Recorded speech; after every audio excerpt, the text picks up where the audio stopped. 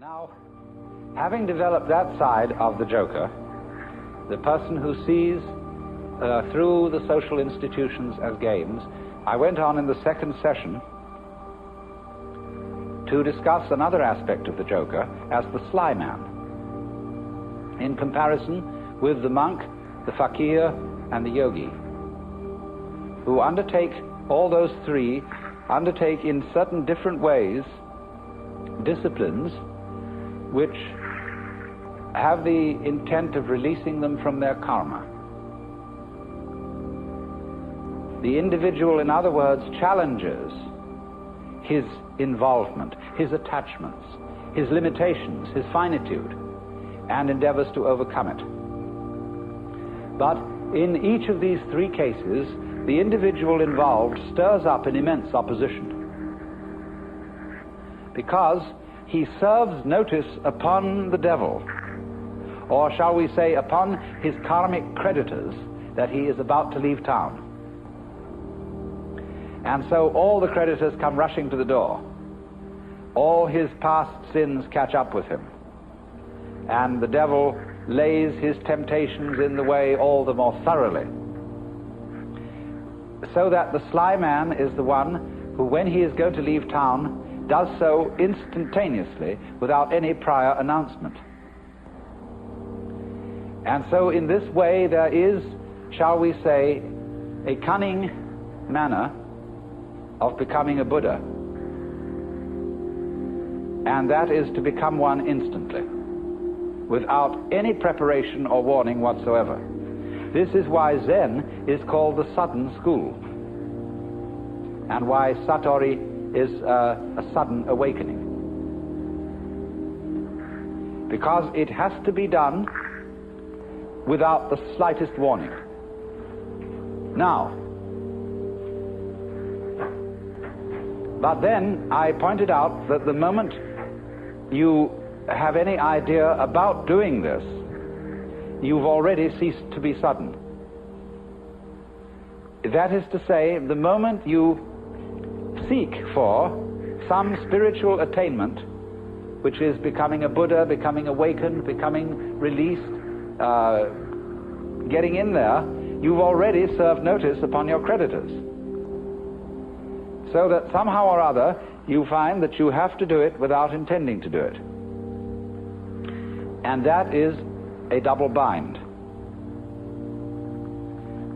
which you impose upon yourself when you say, I must find a way of doing this spontaneously.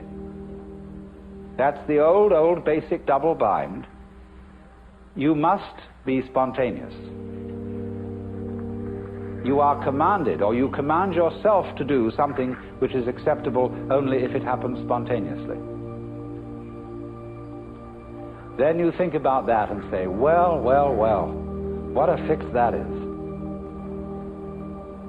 Here am I saying, I must be surprised, and I'm going to lay plans to surprise myself. So by going through this, you discover naturally that can't be done. You can't surprise yourself on purpose. Yet that's what you have to do. So what about it? You come to a state of total paralysis. You're stuck.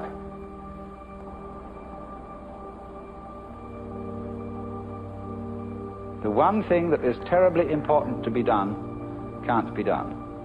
It has to happen. It really does if you're earnest about this. You want to get out of the trap. But you can't do anything about it, either actively or passively. But then as you begin to see what you are doing all the time, you notice a very odd fact, which is that you can't help being spontaneous. If I say to you, good morning, and you say good morning, what is that?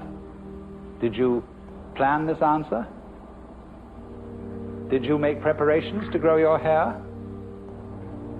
Do you make decisions about having blue eyes? You see, about breathing, is this all planned? About beating your heart? And what about your thinking? Even if it's very blocked thinking, even if you feel from a certain point of view that you're all mixed up, what is going on anyway? You see, you can't stop it. It's like trying to, we were discussing the Gurdjieff thing yesterday, the self-remembering exercise, the attempt to live completely in the present. Well, that's not only a Gurdjieff idea, that's a very ancient yoga and Buddhist discipline, to be completely here and now. But of course, as you pursue this, you discover you can't do it, because you couldn't even know when to go shopping unless you made plans and started thinking about the future. You couldn't move. But then you discover, you see, that in the long run there's nothing to think about except the here and now.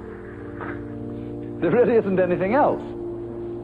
Because even when you make plans for the future and you remember the past, you're doing it all in the present. Your memory is a present activity.